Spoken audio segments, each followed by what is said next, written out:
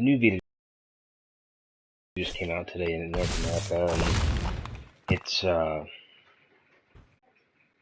we're the last market to get it. And I don't see it as big a deal as a lot of people making it out to be, and it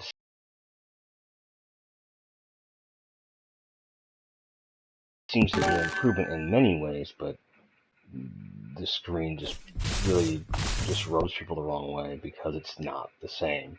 You know, they downgraded one thing, changed other design factors that frankly that didn't need messed with necessarily. I mean, I can see some of the improvements with like the micro USB port and a couple other things, but overall, it's like I don't see the point of this. You know, some of the things that really need addressed, like the thumbsticks and a lack of triggers and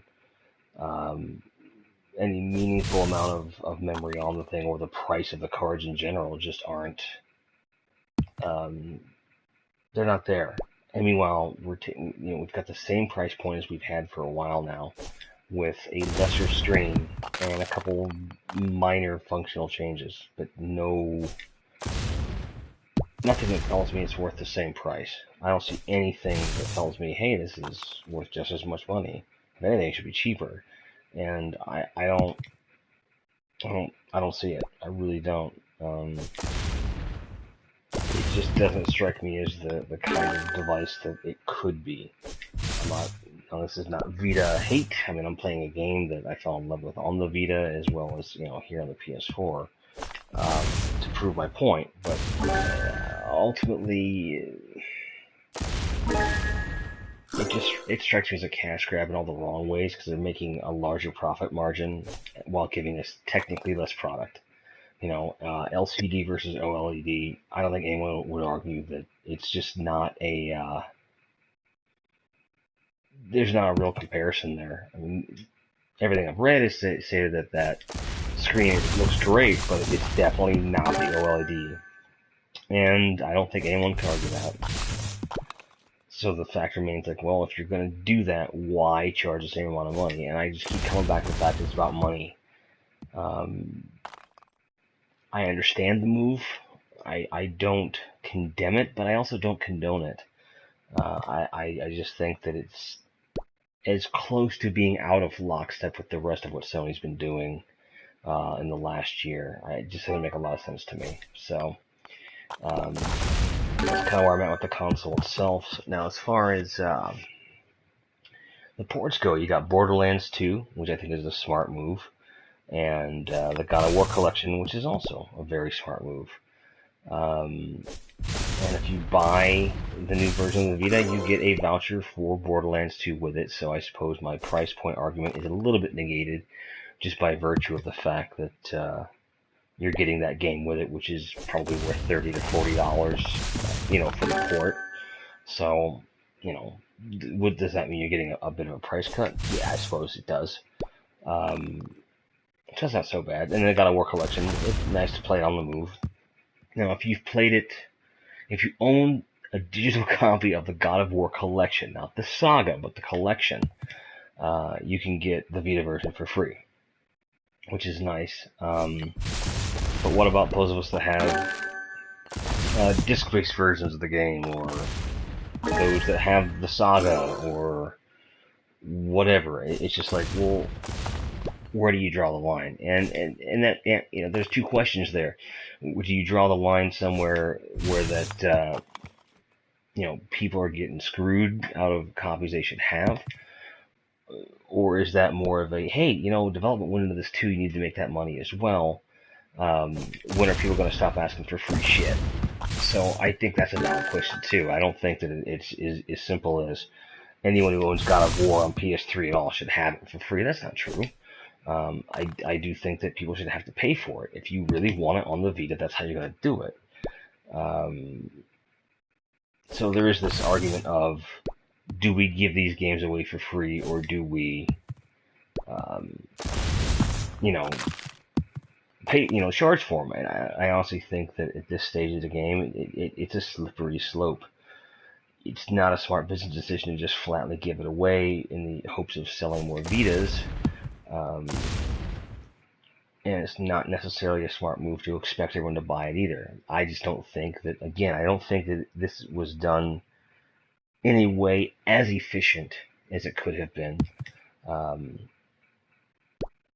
giving away Borderlands 2 with the new Vita, it's a good start, because that caters to a few people. If you've never had a Vita, and one of the reasons is because you don't have any AAA games on it, which that's a whole other fucking argument right there, you are drawing those people in with a great game. People that have a Vita and have either are sharing it with a spouse or child, or just want a second one just in case, you know, because they get a copy of Borderlands 2 for free digitally, they could conceivably use it on both Vitas if they wanted to, as long as it's attached to their account and whatnot. And you also add the fact it comes with that 8 gigabyte card that you can use. Then that price point kind of really makes a little bit more sense. But I wanted to kind of address the knee-jerk reaction too. So you got a $200 device that comes with a $20 or $30 card, which that's a criminal price for that card, but whatever. And a $30-ish game. So you're looking at roughly $50 in stuff you're getting along with that device. So is it a spiritual price drop? Yeah. I think we'll see a true price drop sometime this summer, probably around E3, probably in the 150 to 170 price range. And the reason for that is because they're able to save money on the screen. So most of my argument about the screen kind of goes away at that point. So do these ports add value? I would argue yes. I think a lot of Vita owners were asking specifically for God of War experiences on the console, and now they're getting them. And it may bring some people over, that otherwise weren't all that impressed for whatever reason.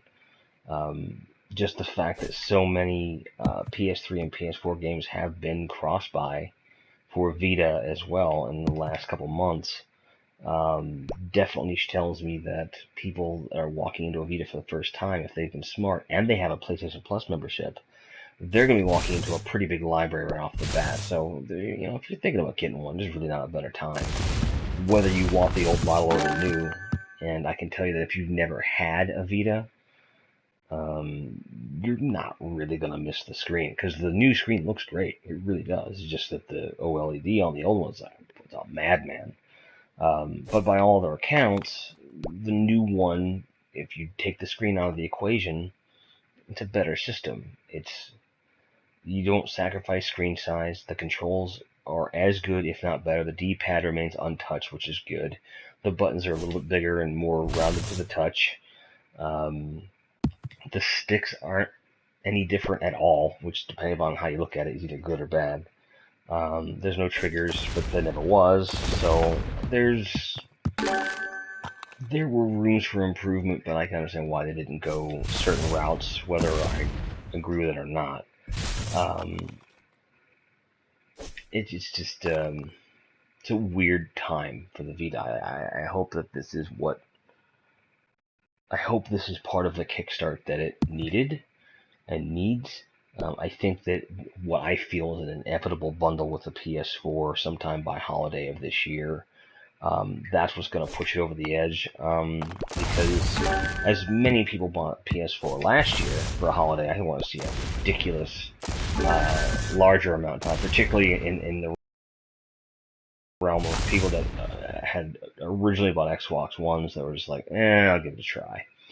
And, of course, late adopters, traditionally late adopters. So we're going to see a pretty big increase in user base, I think, this year. And I think that if they're smart enough to introduce that idea of a bundle for the remote play feature that we're talking about, a really great opportunity to see a larger Vita base as well, which of course would garner finally some a wider range of games, larger development deals, things like that. So I hope that's the case. I really don't know if that's definitely going to be the case, but I certainly hope so.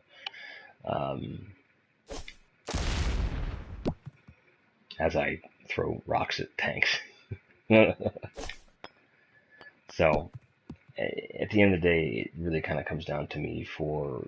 I love the Vita. When I pick it up, it does what I expect it to do. It performs well. I love the games that are on it.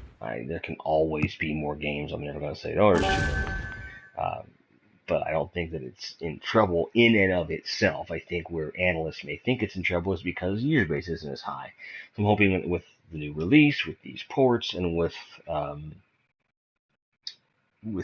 possible uh, bundle with the PS4, we're going to see some kind of major increase in user base. And I can tell you right now, if you don't own one, now is a good time. And if you're remotely concerned about the screen, grab an old one while you can. That's all. It's $200. It's worth it. If you're lucky and you can find an instant game collection version that has the PS Plus year membership in it, you're getting the same price difference as somebody who's